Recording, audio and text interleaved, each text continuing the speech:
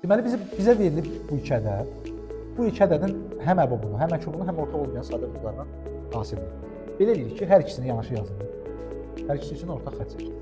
Demək, hər ikisinin bölündüyü sadədir. Hər ikisi bölünür 2. Əgər bu ədədlərin hər ikisi 2-yə bölünürsə, 2-ni yumulur. Bu elə də 18, bu elə də 27.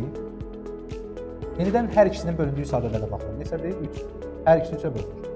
Bu edir 6, bu da edir 9. Yenidən hər ikisinin bölündüyü ədəd, sadə ədəd 3. Bura edir 2, bura edir 3. İndi fikir verin, 2 və 3-ün hər ikisinin bölündüyü ortaq sadə vurğu yoxdur.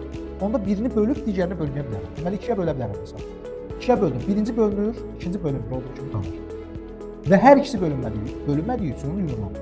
Digər qayda ilə buranı biri bölə bilmirəm. Bir zaten belə sadədir. 3-ü böldüyüm 3 də sadədir. Sadəcə 1 özünə bölünəcək, yazılır. 3-ü bölürəm 3-ə.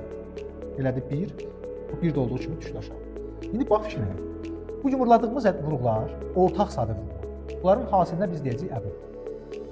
Burada gördüyümüz bütün sadə vurğular bir-birinə vursam, bu eləcək əkob. Bax fikir verin. Bunlar isə ortaq olmayan sadə vurğuların hasili. Fikir verin, çox asanlıqla görülür ki, əkob AB böl əbob AB bərabərdir həmin bu S. Əkobun əboba nisbətinin S-yə bərabər olması çox asanlıqla görülür.